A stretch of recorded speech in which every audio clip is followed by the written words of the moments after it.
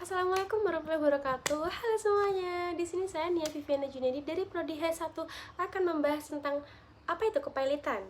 Nah, kepailitan ini adalah kondisi hukum ketika seseorang atau badan hukum itu tidak mampu untuk membayar hutangnya yang sudah jatuh tempo dan dapat ditagih. Seseorang atau badan hukum itu yang dinyatakan pailit akan disita umum atas semua kekayaannya untuk dibayarkan kepada kreditur.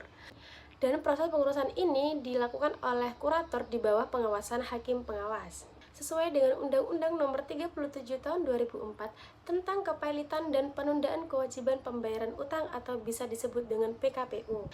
Nah, setelah kita mengetahui apa itu kepailitan, di sini saya akan mengajak kalian semua untuk menganalisis satu studi kasus tentang kepailitan ini yang terjadi di Indonesia. Di sini saya mengambil studi kasus PT Sritex tentang kepailitan.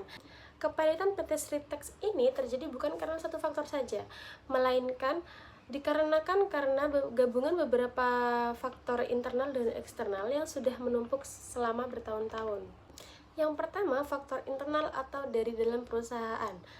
Masalah utamanya itu datang dari manajemen keuangan yang buruk, seperti utang yang besar, yang terlalu besar sampai triliunan dan tidak sanggup untuk membayar, pengambilan keputusan yang kurang hati-hati, rasio likuiditas dan solubilitas tidak sehat, yang artinya itu uang kas kecil tetapi utang besar, dan ekuitas bahkan sampai negatif, tanda jelasnya keuangan perusahaan itu darurat. Intinya, pengelolaan keuangan Sritex itu tidak mampu mengikuti beban utang dan kondisi pasar yang sedang sulit. Selain masalah internal, kondisi luar perusahaan atau faktor eksternal itu juga ikut memperburuk kondisi perusahaan.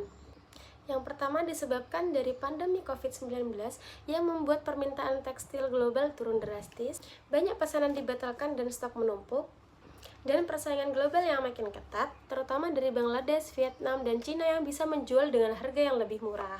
Semua itu membuat pendapatan perusahaan itu menurun drastis, sedangkan hutang-hutangnya itu harus tetap dibayar. PT Sritex ini sempat mengajukan PKPU nih untuk menegosiasi ulang utangnya. Bahkan sempat ada kesepakatan damai dengan beberapa kreditur.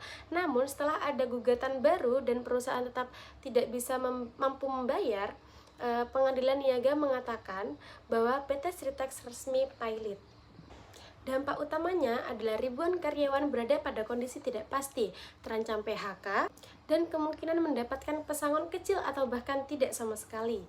Operasional perusahaan goyah sehingga kepercayaan investor turun drastis, dan industri tekstil nasional ikut merasakan efeknya karena PT Sritex ini adalah pemain besar.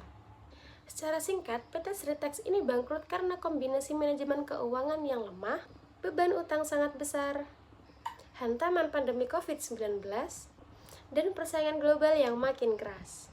Nah, masalah internal ini membuat perusahaan rapuh, sementara faktor eksternal menjadi pemicunya hingga akhirnya perusahaan jatuh ke jurang kepailitan. Cukup sekian materi dari saya ucapkan terima kasih, saya akhiri. Assalamualaikum warahmatullahi wabarakatuh.